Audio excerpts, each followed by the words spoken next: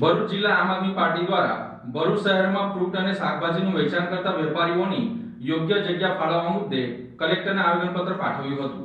ભરૂચ જિલ્લા કલેક્ટર કચેરી ખાતે આમ આદમી પાર્ટીના જિલ્લા પ્રમુખ પિયુષ પટેલ, ચિરાગસિંહ ગોહિલ સહિતના આગેવાનો એક આવેદનપત્ર પાઠવ્યું હતું, જેમાં જણાવ્યા અનુસાર ભરૂચ શહેરમાં વસતા અનેક સ્થાનિક ગરીબ અને મધ્યમ વર્ગીય પરિવારો પોતાની આજીવિકા માટે નાની મોટી લારી દ્વારા ફ્રૂટ અને શાકભાજીનું વેચાણ કરીને વ્યવસાય કરી રહ્યા છે અને પોતાના પરિવારનું ગુજરાન ચલાવે છે। આજ દિન સુધી નગરપાલિકા કે સરકારી તંત્ર દ્વારા લારી ધારકોને કોઈ યોગ્ય અને નિશ્ચિત જગ્યા ફાળવવામાં આવી નથી, જેના કારણે મજબૂરીવશ રોડ રસ્તા પર ઊભા રહીને ધંધો કરે છે। આવી પરિસ્થિતિમાં ટ્રાફિકના નામે વારંવાર પોલીસ દ્વારા તેઓની લારીઓ જપ્ત કરવામાં આવે છે, પોલીસ સ્ટેશન લઈ જઈને મૂકવામાં આવે છે અને કેટલાક વિસ્તારોમાં ગરીબની લારી ધારકો પર દંડ પણ ફટકારવામાં આવે છે અને અપમાનજનક વર્તન કરવામાં આવે છે। તેવામાં આ લારી ધારકોને યોગ્ય અને વૈકલ્પિક જગ્યા ફાળવવામાં આવે તેવી માંગ કરવામાં આવી હતી।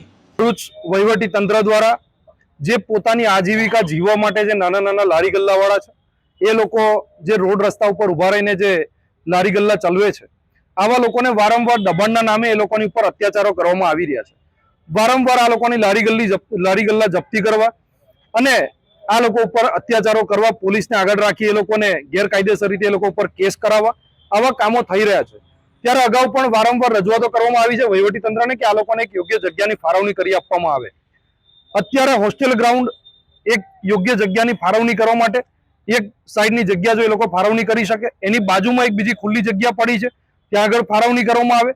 સેવાશ્રમ વિસ્તાર હોય, બાયપાસ હોય, શ્રવણ ચોકડી હોય કે જાડેશ્વર વિસ્તાર હોય, આ તમામ લારી ગલ્લા ધારકોને વારંવાર જે દબાણના નામે જે હટાવવામાં આવે છે, ત્યારે આજરોજ આમ આદમી પાર્ટીની ટીમ દ્વારા આ લોકોના સમર્થનની અંદર અમે ભરૂચ કલેક્ટર સાહેબને આવેદનપત્ર પાઠવવા માટે આવ્યા છે।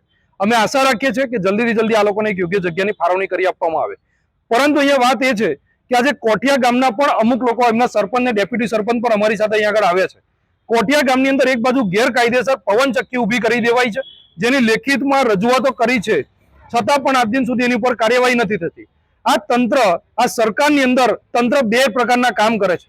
રૂપિયાવાળા માટે કોઈ પણ પ્રકારનો કાયદો કાનૂન લાગુ નથી પડતો, પરંતુ જે ગરીબ પરિવાર છે, જે લોકોના બાળકોનું જ્યારે આજે ભવિષ્ય અંધકાર તરફ જઈ રહ્યું છે, એવા પરિવારોને તાત્કાલિકના ધોરણે કાર્યવાહી કરી એ લોકોની રોજીરોટી છીનવી લેવાનું કાવતરું ચાલી રહ્યું છે।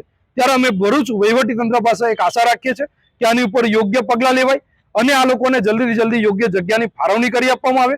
કોઠિયા ગામમાં જે એનર્જી આપણે જે કેપી ગ્રીન એનર્જી છે, એની લાઈનો જે હટાવવાની જે કામગીરી છે એ પણ તાત્કાલિકના ધોરણે થવી જોઈએ। તો અહીંયા આજે અમને ન્યાય મળશે એવી આશા સાથે બંને લોકો આજે અહીંયા આવેદનપત્ર આપવા માટે આવ્યા છે। અસ્તુ, ભારત માતા કી જય।